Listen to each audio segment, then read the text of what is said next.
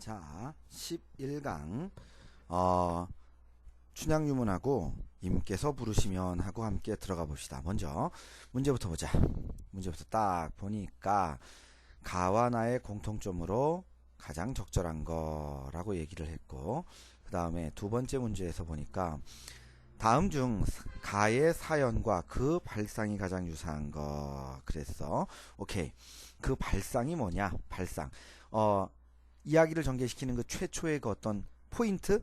이렇게 얘기하면 되겠지. 그 다음에 기억에서 미음 중에 시상의 흐름으로 보아 보기에 밑줄 친 시어와 같은 의미를 지닌 게 뭐냐라고 했어. 한번 보자. 누나라고 불러보랴. 오 불서러워. 불서러워 서러워라는 뜻이야. 오 서러워. 시샘에 몸이 죽은 누가? 새엄마가 새엄마의 여기가 아니다. 여기가 아니라 여기겠지. 새엄마의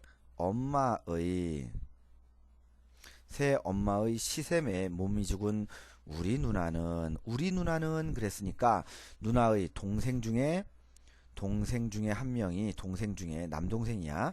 남동생 중에 한 명이 여기서의 화자가 되겠네. 죽어서 접동새가 되었습니다. 그럼 이 접동새는 뭐지? 한의 응축이 되겠지. 한의 응축. 한이 그냥 쫙 모여있다는 얘기야.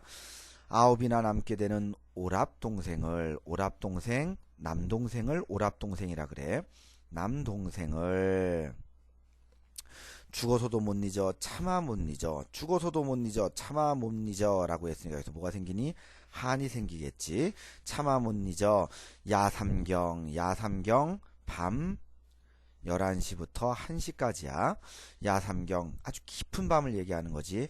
남다 자는 밤이 깊으면 이산저산 올마다니며 슬피 웁니다 라고 얘기했고, 그 다음에 가의 시상전개에 따른 이미전환. 오케이. 그 다음에 나의 임을 자연으로 추측을 할 때 가의 정서와 가장 유사한 게 뭐냐. 그 다음에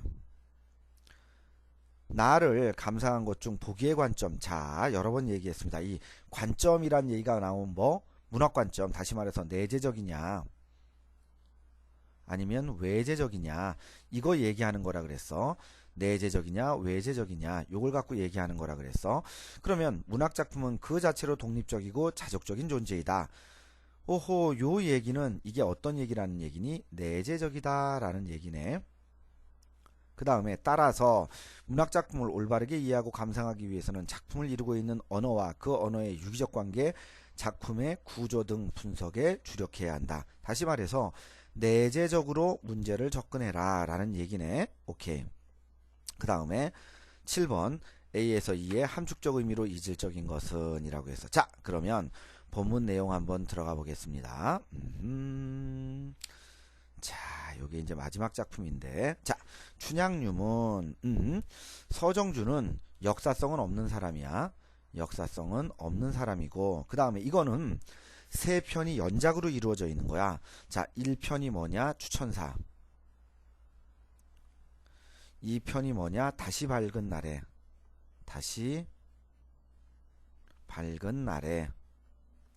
그 다음에 세 번째가 바로 이 작품 춘향유문이야.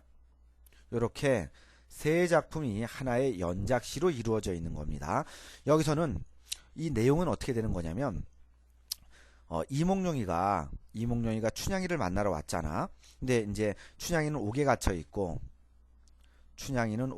있고 이몽룡은 거짓골로 나타났단 말이야. 그러니까 이제 춘향이는 안 거야. 아, 내일 변사또 생일잔치에 나는 죽겠구나라고 인식을 한 거야. 그래가지고 춘향이가 이몽룡한테 유서를 쓰는 거야. 유문이라는 말이 뭐냐면 유서라는 뜻입니다. 춘향 유서. 자, 본문 한번 들어갈게. 안녕히 계세요 도련님. 지난 5월 단오날 처음 만났던 날, 우리 둘이서 그늘 밑에 서 있던 그 무성하고 푸르던 나무같이 늘 안녕히 계세요. 저승이 어딘지 똑똑히는 모르지만 춘향이의 사랑보다 오히려 더 먼 딴 나라는 아마 아닐 겁니다. 천길 땅밑을 검은 물로 흐르거나 도솔천의 하늘을 구름으로 날더라도 그건 도련님 곁이 아니겠어요? 더구나 그 구름이 소나기가 되어 퍼부을 때 춘향이는 틀림없이 거기 있을 거예요 라고 얘기했어. 그러면 자, 춘향이가 화자겠네. 춘향이가 뭐에 대해서 얘기하니? 자신의 죽음에 대해서, 자신의 죽음에 대해서 얘기하는 거지. 근데 정서는 뭐야? 죽음을 초월한 사랑에 대한 얘기를 하는 거지. 그렇지. 죽음을 초월한 사랑. 그러니까 춘향이는 자기가 죽으면서도 자신의 죽음을 초월한 사랑에 대해서 얘기하고 있다. 그러면 이 시 전부 다 끝난 거지. 좋아. 자, 그럼 보자. 안녕히 계세요 도련님. 마지막 인사겠지.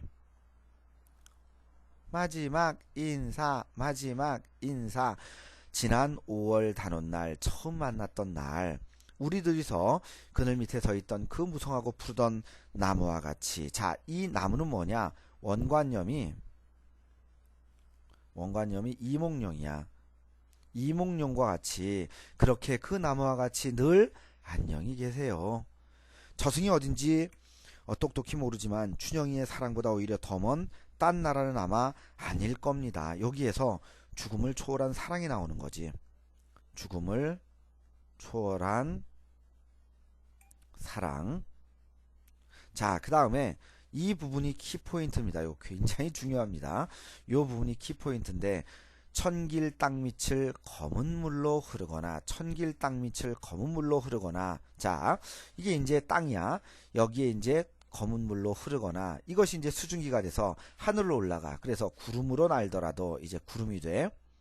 이제 도솔천 하늘을 구름으로 날더라도 그건 결국 도련님 곁이 아니겠습니까? 더구나 그 구름이 다시 소나기가 돼. 소나기가 돼. 여기는 이제 검은 물. 그러면 봐봐. 맨 처음에 검은 물이었어. 이게 구름이 돼. 그리고 다시 비가 돼. 그럼 다시 검은 물이 돼. 구름이 돼. 그리고 소나기가 돼. 그러면 자연의 섭리가 되는 거지. 자연의 순환 섭리. 자연의 순환 섭리가 되는 거지. 그것이 다시 소나기가 되어서 검은 물이 구름이 되고 구름이 다시 소나기가 되고 이게 검은 물이 되고 소나기가 되어 퍼부을 때 춘향이는 틀림없이 거기에 있을 거예요. 그러니까 이 얘기는 뭐야? 자연이 순환하듯이 나도 당신 곁에 있을 거예요 라는 얘기지. 그러니까 주제는 죽음을 초월한 사랑이 되는 거고. 오케이. 자, 그러면 두 번째 작품 한번 보자. 두 번째 작품 신석정이야. 어느 건지 알지? 신석정. 그래. 일제시대. 그러면 여기서 임은 누구겠어? 조국으로 보면 되겠지. 한번 쭉 보자. 가을날 노랗게 물들인 은행잎이 바람에 흔들려 휘날리듯이 그렇게 가겠습니다. 임께서 부르시면. 그 다음에 호수에 안개가 끼어 자욱한 밤에 말없이 고개를 넘는, 쟤는 고개라는 뜻이야. 고개를 넘는 초승달처럼 그렇게 가겠습니다. 임께서 부르시면. 포근히 풀린 봄 하늘 아래 굽이굽이 하늘가에 흐르는 물처럼 그렇게 가겠습니다. 임께서 부르시면. 파란 하늘에 백로가 노래하고 이른 봄 잔디밭에 스며드는 햇볕처럼 그렇게 가겠습니다. 당신이 부르시면 이라고 했어. 그러면 화자는 누구야? 나야. 내가 뭐에 대해서 얘기해? 당신이 부르면 언제나 가겠다는 거야. 그러니까 어떤 마음이겠니? 절대적 사랑 또는 복종. 그렇지? 그러면 나의 정서는 뭐야? 복종 또는 사랑. 이렇게 되는 거지. 뭐 어렵지 않지? 자, 그러면 한번 들어가 보겠습니다. 가을날 노랗게 물들인 은행잎이 바람에 흔들려 휘날리듯이 그렇게 가겠습니다. 임께서 부르시면. 그런데 사실은 이게 일로 올라가야 되는 거지. 임께서 부르신다면 가을날 노랗게 물들인 은행잎이 바람에 흔들려 휘날리듯이 그렇게 가겠다. 이렇게 돼야 되겠지. 그러니까 여기서는 전체적으로 도치법이 쓰인 거지. 그리고 아까 읽어봐서 알겠지만 똑같은 문장 구조가 계속 반복됩니다. 이걸 뭐라 그러니? 간단하게 얘기하면 대꾸법. 좀 그럴듯하게 얘기하면 통사구조의 반복. 통사구조의 반복. 이렇게 얘기하지. 좋아. 그 다음에 임께서 부르시면 임께서 부르시면 호수에 안개 끼어 자욱한 밤에 말없이 고개를 넘는 초승달처럼 나는 그렇게 가겠습니다. 또 포근히 풀린 봄하늘 아래에 굽이굽이 하늘가에 흐르는 물처럼 그렇게 가겠습니다. 그 다음에 파란 하늘에 백로가 노래하고 이른 봄 잔디밭에 스며드는 햇볕처럼, 여기 밑줄이 없네, 햇볕처럼 그렇게 가겠습니다. 당신이 부르시면. 그래서 당신이 부르면 나는 언제든지 달려가겠다라는 어떤 절대 복종, 이런 것에 대해서 얘기하는 겁니다. 자, 여기까지 모두 끝났습니다.